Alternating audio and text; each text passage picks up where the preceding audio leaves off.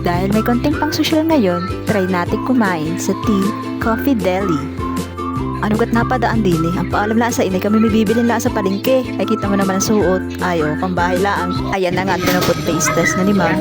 O, kao may pag-rate pa yan. Ang hirap pala kapag may kasama kang teacher. O ayan, pati ba naman pagkain, nare-rate na rin niya. Sobrang saya, narate na yung pagkain niya. Pati ba naman yung pagbuga ng lamis at pagkagayat ng pagkain. O, kita mo naman, o ayaw, gigil na gigil eh. At tapos?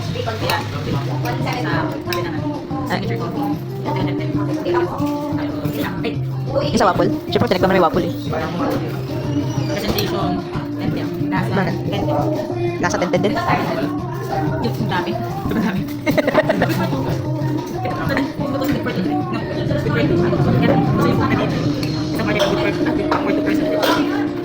Pina? Ano naman ang rate mo? Sa una mo na blueberry mo? Waffle? Hindi ako nang order din hotdog. Wala lang. So ito na nga, tinitignan ko na rin yung order ko. So una yung kape na ako magugustuhan ko pero hindi eh. Iba yung lasa.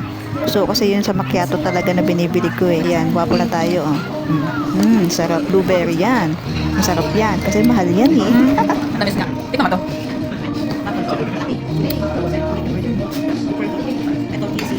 Quesadilla. Quesadilla. Quesadilla. Kahirap ka naman magpakasosyal, hindi alam kung ano tawag sa kinakain eh. Basta yung isinasawsaw diyan sa parang garlic sauce niyan. Ay napakasarap din naman kasi mahal nga naman yan. Chicken. Alam siya ang tawag yun. Ano sabi din? Itong tiba mo. Signature coffee. Yun yung gusto ko eh. Ay, Ang sarap na naman talaga ng mga pagkain niya. Yung mga kape nga na talaga hindi ko nagustuhan diyan. So sa sobrang sarap, pati naman resibo na rate ko na rin na 10 na mamang pinayaran. ayan. 10, panalo yan. Okay na.